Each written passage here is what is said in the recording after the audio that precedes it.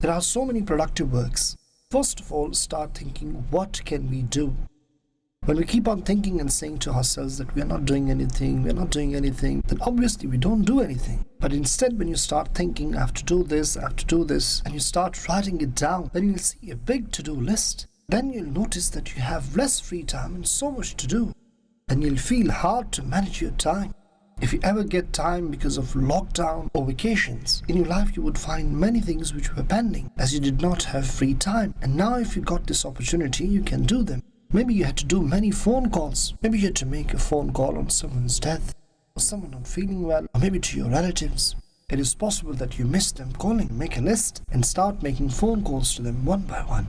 And inshallah, doing so, a reasonable amount of time will be utilized very productively. And secondly, I would like to say, unfortunately, there is a substantial majority who is unaware of mannerism. They are really deprived. We do not know etiquette and manners, neither of becoming guest nor serving the guest, neither of staying at home nor of going out.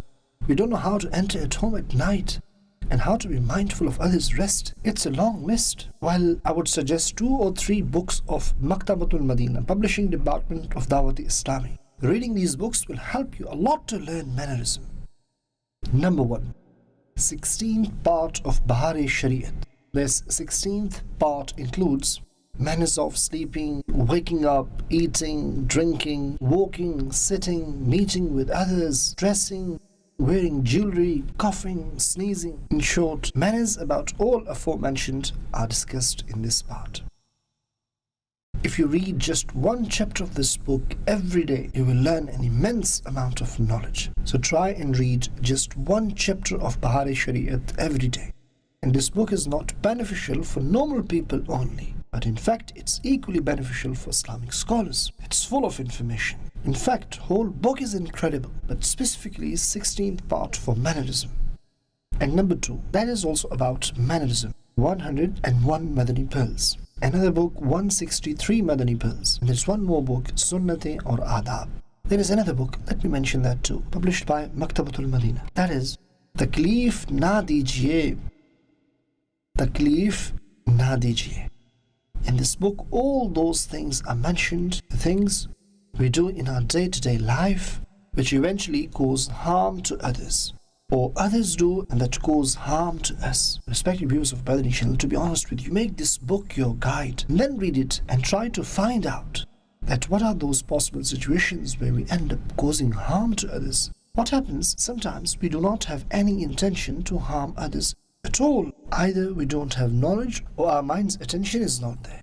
If someone draws our attention towards that, we say, oh yes, you're right. Just for an example, say in the night, someone wants to work at home, which may cause noise. He starts doing that work, which may disturb neighbors. Now there is a possibility that a person's mind may not go towards the fact that this may disturb others. If he had read that book, he would avoid doing that. This knowledge will draw his attention to avoid that. Likewise, while walking, there are certain people, they walk while making noise. Some people drag their shoes on floor while walking. Because of that, the noise which is produced is really annoying. People don't realize. But when you will read that recommended book as a guide to highlight your mistakes, for self-evaluation, for self-analysis, meaning you'll read that in order to do your own self-accountability, then you will understand that this habit of walking while dragging your shoes on floor is not a good habit. Some people have habit of speaking loudly. Even if just 2 people they talk, they're so loud that their voice reaches very far. And there are some people who have habit of doing lengthy conversation. Really, sometimes it's a very small point to talk about. They keep on talking. The other person becomes fed up. So we should talk to the point, concise. We should finish our conversation without stretching it unnecessarily so that other person doesn't get bored. And there are certain people who do not have any news other than news of grief or sorrow. Whenever you sit with such people, it feels that you end up going to graveyard, because such people only gather grief and sorrows. If you possess such habit, then reflect, no, I shouldn't have this. One should possess a decent sense of humor in one's behavior and attitude, pleasant behavior. If someone sits with you, he should feel comfortable, feel good, and your conversation shall freshen up his mood. There are certain people who are known metaphorically that if they come in any gathering, that gathering becomes fragrant, pleasant. Such people, when they talk in a gathering, whole gathering becomes fresh. And certain people, when they talk, they destroy complete atmosphere. They talk about hopelessness, despair, and they try to exaggerate a very small point. It is really a very bad habit. Initially, when such person used to come and he would give any news, I would get concerned. But slowly, I realized people are not in that much problem as much as this person is, because he exaggerates one little problem too much. Hence, we should try our best to avoid such habits. To exaggerate something very little and make it a very big problem. Likewise, when you will read these recommended books, you will understand how to inquire after a patient's health. And one way of talking to a patient is, oh, okay. That's okay. Thousands of people get ill. Then they get well. You'll also be fine. This is one way.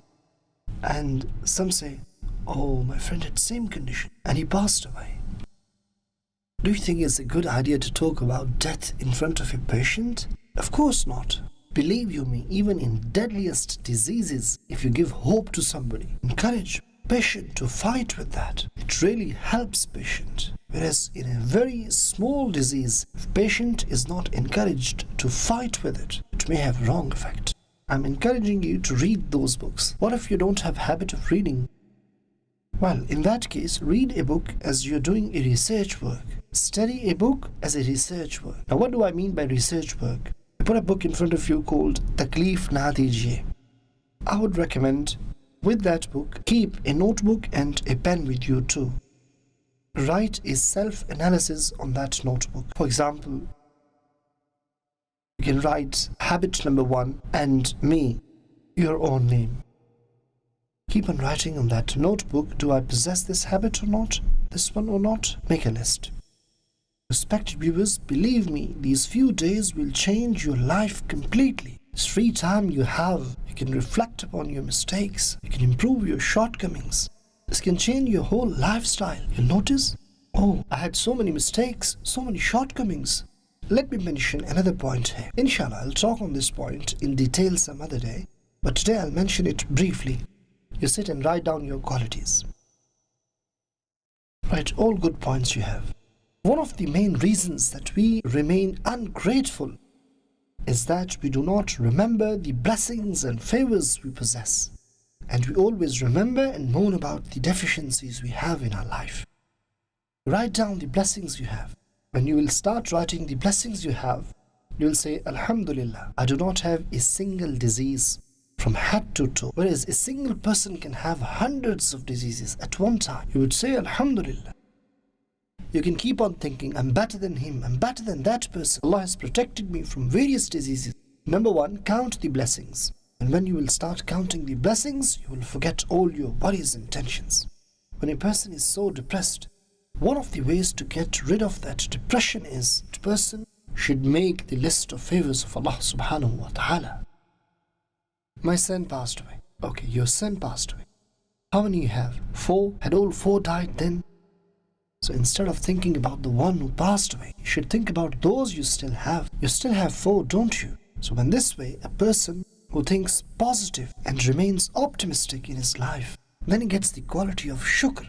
He becomes grateful for the favors of Allah. In addition to that, sometimes we remain unaware about the abilities we possess. We don't know. We do not know that we can recite Naat nicely. We do not know that we can deliver a beautiful speech. We do not know. In fact, we can become a good writer. We do not know that we have got a very good communication skills. We have speaking power. We can communicate well. We have this ability that we can convince someone easily.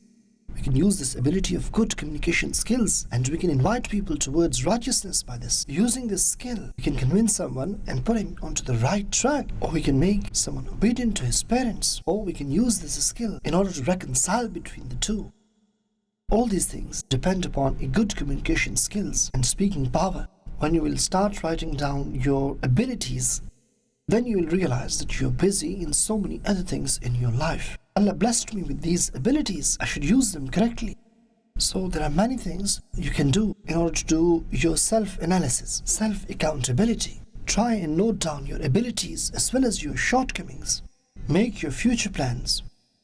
making your future plan. It is itself a great work. And how to do a proper future planning, inshallah, we'll discuss this in the same program some other day. And during lockdown, it's also important to wash your hands regularly and follow all recommended precautions. And it's better to stay at home to protect yourself than to lose your life and to be wrapped to stay in a cold room. Allah forbid. So stay at home, follow precautionary guidelines, and utilize your time productively. These few days will pass. Value your free time before you get busy. We love Madani Channel.